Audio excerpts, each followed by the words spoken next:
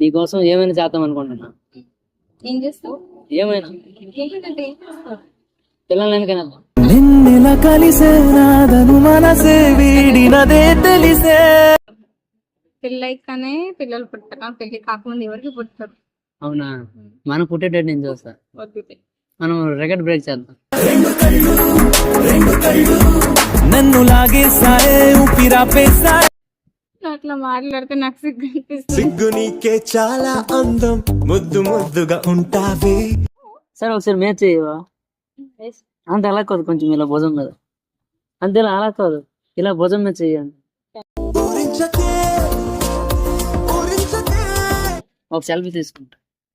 అంతే, మా మమ్మీ చూపించారు కదా మీ కోడలు ఎలా ఉంటుందని. ఓ, అవునా? సరే.